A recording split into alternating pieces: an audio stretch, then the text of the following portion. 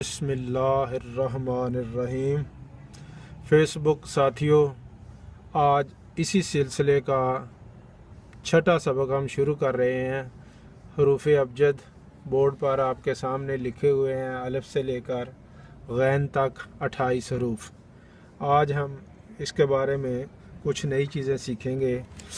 एक टर्म इस्तेमाल की जाती है जिसको नज़ीरा कहते हैं।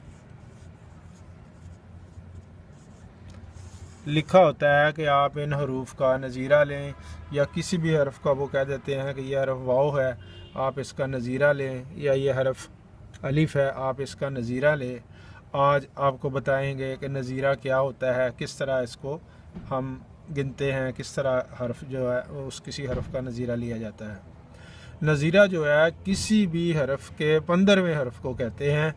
जैसे ये हरफ अलिफ है, अगर हमें वो कहे ना कि आप हरफ अलिफ का नज़ीरा लें, तो हम यहाँ से गिनना शुरू कर देंगे, अलिफ से गिनती शुरू करेंगे। 1 2 3 4 5 6 7 8 9 10 11 12 13 14 15। तो ये हम सीन पर पहुँच गए। तो सीन जो है ये हरफ अलिफ का नज़ीरा है। इसी तरह अगर वो हमें ये कहते हैं कि यह हरफ काफ है, आप इसका नज़ीरा लें, तो हम काफ से गिनती शुरू करेंगे तो ज़ाल पे पहुंच जाएंगे। ज़ाल जो है 15वां हरफ है। इसी तरह अगर वो कहते हैं कि आप हरफ वाव का नज़ीरा लें, तो हम हरफ रे पे पहुंच जाते हैं। सीधा सा तरीका है। कुल हरूफ 28 हैं। 14 अगर आप ऊपर वाली लाइन में लिख लें, 14 उनके नीचे लिख लें, तो हर हरफ जो है वो सामने सामने एक दूसरे हरफ का नज़ीरा होगा। ऊपर वाले हरूफ का नज़ीरा नीचे वाला हरफ, और नीचे वाले हरफ का नज़ीरा ऊपर वाला हरफ। अगर हमें वो कहते हैं ना आप हरफ गैन जो है इसका नज़ीरा लें, तो हम इसका नज़ीरा नून को लेंगे।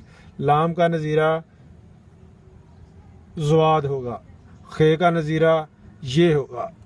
तो मेरा ख्याल आप समझ गए होंगे। नज़ीरा किसी भी हरफ का 15वां हरफ होता है, और ये टर्म इस्तेमाल की जाती है कि ये जो पूरी सतर निकल गई है, या आप इस पूरी की पूरी सतर का नज़ीरा लें, या वो कह देते हैं कि इस हरफ का नज़ीरा लें। ये जवाब जिस वक्त आपने बनाना है उस वक्त आपको इस चीज़ की ज़रूरत पड़ेगी, आप इसको अपने जहन में बैठाएं। तो एक नई चीज़